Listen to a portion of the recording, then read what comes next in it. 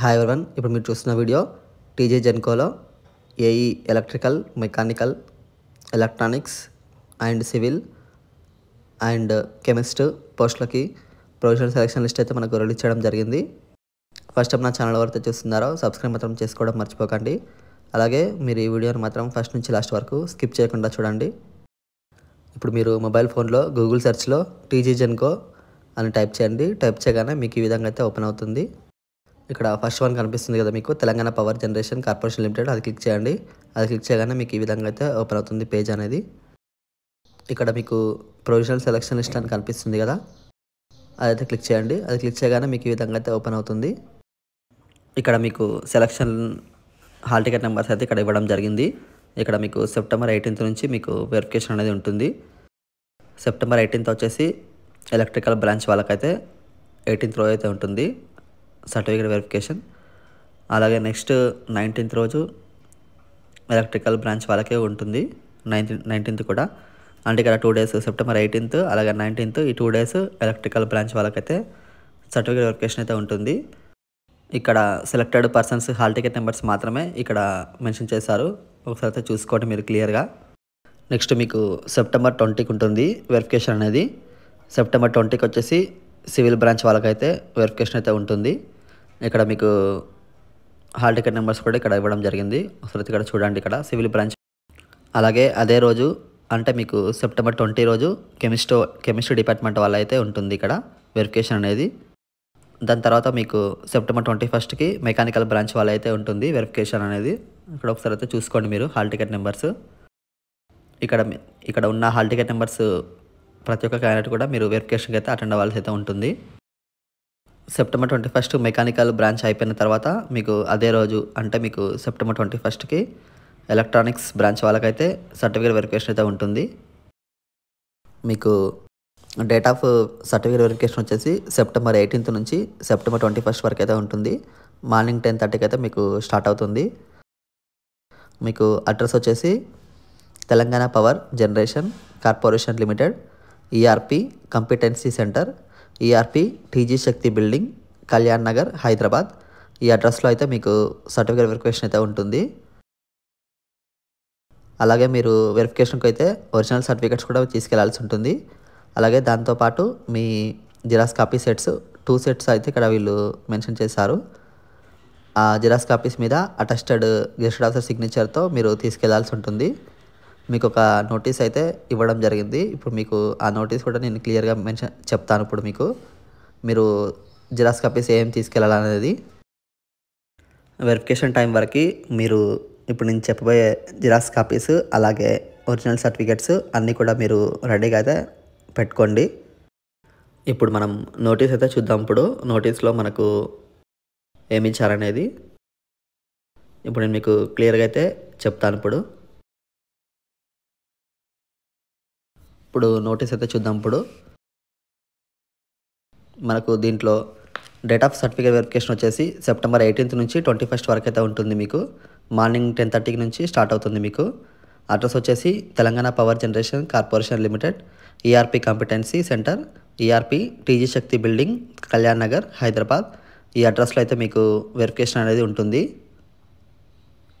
అలాగే మీరు వెరిఫికేషన్స్కి మీ original certificates తీసుకెళ్లాల్సి ఉంటుంది. దాంతోపాటు మీ ఎడ్యుకేషన్ క్వాలిఫికేషన్ సంబంధించినటువంటి జిరాక్స్ కాపీస్ 2 sets అయితే మీరు తీసుకెళ్లాల్సి ఉంటుంది. మీరు జిరాక్స్ కాపీస్ మీద గెస్టెడ్ ఆఫీసర్ సిగ్నేచర్తో మీరు తీసుకెళ్లాల్సి ఉంటుంది. ఒకసారి అయితే మీరు చూసుకోండి. ఇప్పుడు ఒకసారి మనం చూద్దాము ఏం సర్టిఫికేట్స్ తీసుకెళ్లాలనేది. ఫస్ట్ మీరు డేట్ ఆఫ్ బర్త్ సర్టిఫికేట్ అయితే మీరు తీసుకెళ్లాల్సి ఉంటుంది. అలాగే దాని తర్వాత మీరు మీ academic qualification SSC, inter, degree ఈ మెమోస్ అయితే మీరు తీసుకెళ్లాల్సి ఉంటుంది. అలాగే దాని తర్వాత మీరు మీ అప్లికేషన్ ఫామ్ పీడిఎఫ్ అలాగే మీ హాల్ టికెట్ ఇవి కూడా మీరు తీసుకెళ్లాల్సి ఉంటుంది. అలాగే దాంతోపాటు మీ ఆధార్ కార్డు లేదా voter ID, passport, driving licence, PAN card దీంట్లో మీరు ఏదో ఒకటైతే మీరు తీసుకెళ్లాల్సి ఉంటుంది.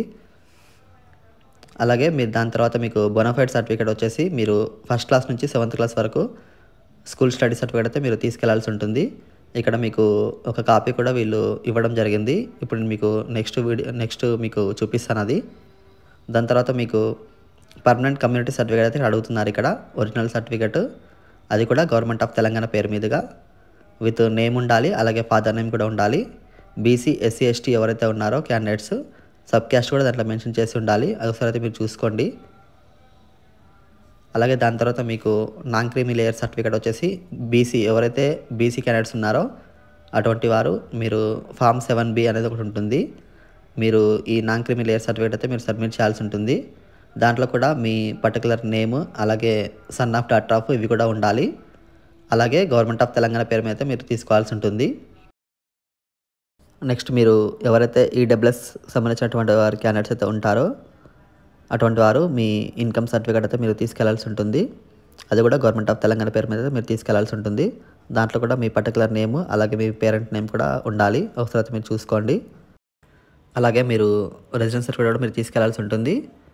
ఇది ఎందుకంటే మీరు ఫస్ట్ క్లాస్ నుంచి 7th క్లాస్ వరకు ఈ పీరియడ్లో ఏదైనా క్లాస్ మీరు చదవకపోతే మీరు ఆ ప్లేస్లో అయితే మీరు ఈ రెసిడెన్స్ సర్టిఫికేట్ అనేది సబ్మిట్ చేయాల్సి ఉంటుంది.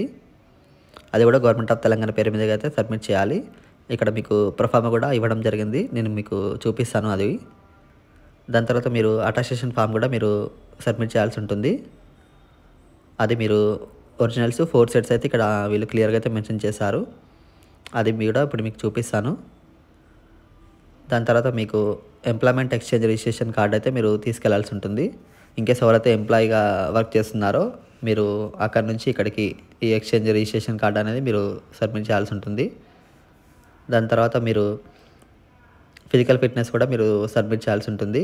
ఈ ఫిజికల్ ఫిట్నెస్ అనేది government medical officer, civil surgeon లేదా మీరు డిస్ట్రిక్ట్ మెడికల్ ఆఫీసర్ ఎవరైనా ఈ ఇద్దట్లలో ఎవరితో అయినా మీరు సిగ్నేచర్ అయితే చేయించాల్సి ఉంటుంది. మీకు ఇక్కడ ప్రొఫార్మా కూడా ఇవ్వడం జరిగింది, మీకు చూపిస్తాను నేను. అలాగే ఫిజికల్లీ హ్యాండిక్యాప్డ్ ఎవరైతే ఉంటారో వాళ్ళు సదరం సర్టిఫికేట్ కూడా మీరు సబ్మిట్ చేయాల్సి ఉంటుంది. నెక్స్ట్ మీరు నో అబ్జెక్షన్ సర్టిఫికేట్, ఇన్కేస్ ఎవరైతే ఎంప్లాయీగా చేస్తున్నారో ప్రజెంట్ అటువంటి వారైతే మీరు ఇన్వాయిస్ అయితే మీరు సబ్మిట్ చేయాల్సి ఉంటుంది. దాని తర్వాత ఎవరికైతే స్పోర్ట్స్ రిజర్వేషన్ ఉందో అటువంటి వారు మీ స్పోర్ట్స్ సర్టిఫికేట్ కూడా మీరు సబ్మిట్ చేయాల్సి ఉంటుంది.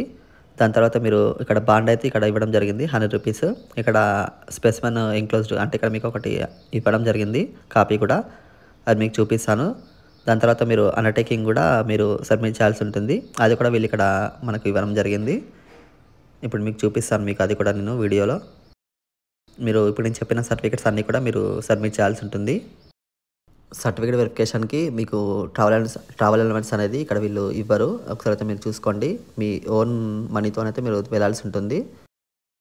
అలాగే ఎవరైతే ఈ సర్టిఫికేట్ వెరిఫికేషన్కి అటెండ్ అవ్వరో అటువంటి క్యాండిడేట్స్ అయితే డిస్క్వాలిఫైడ్ అయితే చేస్తారు. ఇక్కడ క్లియర్గా అయితే మెన్షన్ చేశారు, అది కూడా ఒకసారి చూసుకోండి. సో మీరు కన్ఫామ్గా అయితే మీరు వెరిఫికేషన్కి అయితే అటెండ్ అయ్యే విధంగా అయితే మీరు చూసుకోండి. ఇప్పుడు మీకు సర్టిఫికేట్స్ అయితే చూపిస్తాను.